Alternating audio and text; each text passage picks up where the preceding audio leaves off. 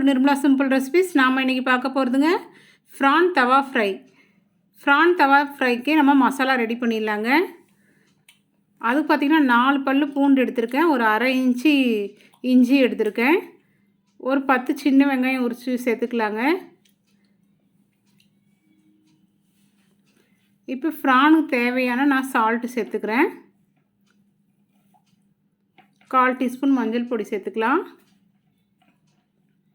Kashmiri chilli powder use பண்ணுறேங்க. Kashmiri chilli powder பார்த்திங்கன்னா 1 teaspoon அளவு நான் சேர்த்துக்கிறேன்.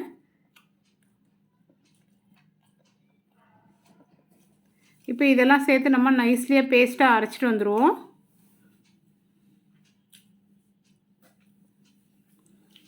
இந்த மாதிரி பேஸ்ட்டாக அரைச்சிட்டு நம்ம ஒரு பவுலில் மாற்றிக்கலாங்க. ஒரு 1/2 லெமனுக்கும் கம்மியாக நான் எடுத்திருக்கேன், அதையும் சேர்த்துக்கலாம். இந்த ஜூஸையும் சேர்த்து நல்லா மிக்ஸ் பண்ணிக்கலாங்க. இப்போ நான் ஒரு 1/4 கிலோ ப்ரான் எடுத்திருக்கேன், அந்த 1/4 கிலோ ப்ரானையும் போட்டு நல்லா மேக்னேட் பண்ணி வச்சுக்கலாங்க.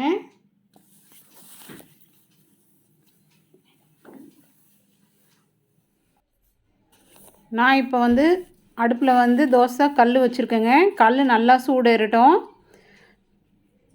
நான் நல்லெண்ணெய் யூஸ் பண்ணுறேன். நல்லெண்ணெயில் பொரிச்சோம்னா டேஸ்டியாக இருக்கும். இந்த மாதிரி கல்லில் செய்யும் போது நமக்கு ரொம்ப கூடுதலான டேஸ்ட்டு கிடைக்குங்க.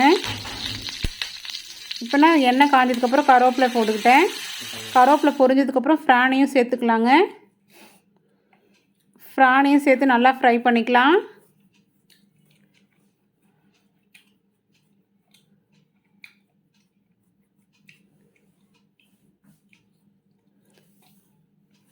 நம்ம நல்லெண்ணெய் சேர்த்துக்கிட்டோம்னாக்கா ரொம்ப ருசியாக இருக்குங்க. இப்போ நான் மேலே கொஞ்சம் கருவேப்பிலை தூவி விடுறேன்.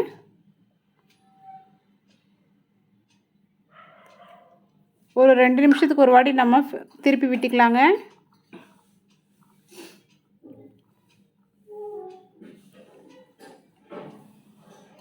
நான் பார்த்திங்கன்னா மீடியம் சைஸ் ப்ரான் தாங்க எடுத்திருக்கேன். ரொம்ப பெரிய சைஸ் இல்லை, நான் மீடியமான சைஸ் தான் எடுத்திருக்கேன். மீடியமான சைஸ் ப்ரான் பார்த்திங்கன்னா ரொம்ப டேஸ்டியாக இருக்கும். நீங்களும் உங்கள் வீட்டில் ஃப்ரை பண்ணி பாருங்கள். ப்ரான் தவா ஃப்ரை ரெடி ஆகிடுச்சுங்க. நான் செஞ்ச மெத்தடில் நீங்களும் செஞ்சு பாருங்கள்.